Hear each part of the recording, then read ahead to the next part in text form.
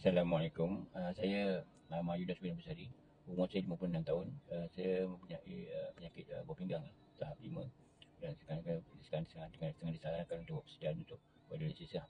Tapi sekarang ni saya cuba tertik luar dulu untuk membuatkan lebih baik, mungkin dapat lebih baik daripada apa yang saya akan lalui ni.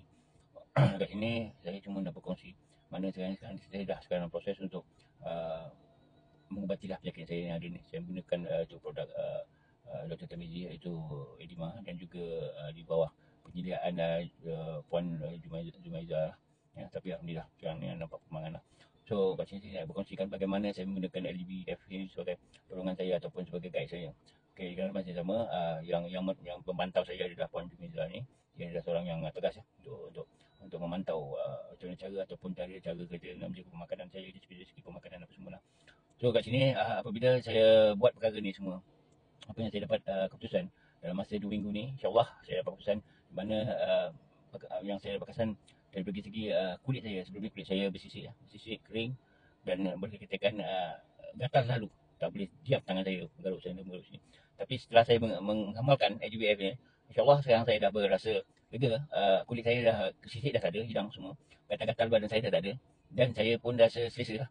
Lepas tu sebelum ni pun tidur tak boleh waktu malam, sekarang dah boleh tidur. Dah semua orang kata dah jadi macam, insyaAllah daripada 80% normal lah, daripada segi gatal badan lah semua.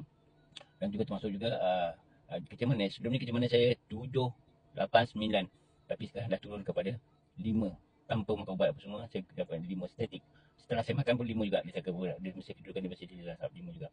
Alhamdulillah, ini satu lagi perkembangan yang bagus bagi diri saya lah. Saya cukup gembira dengan perkara ni. Sebab apa, saya percaya kopi edema ni bukan kopi ajaib, tapi saya rasa dia membantu pada diri kita. Sebab apa yang yang saya lakukan menggunakan kopi edema ni, setiap pagi dan petang saya teruskan dengan dengan tunjuk ajar daripada Puan Jumaiza ni, begitu memberangsangkan bagi diri saya. Mungkin saya akan teruskan lagi untuk mendapatkan perkembangan-perkembangan yang lain. Tapi dalam masa yang sama juga saya banyak berubah daripada segi kecergasan saya, segi percakapan saya.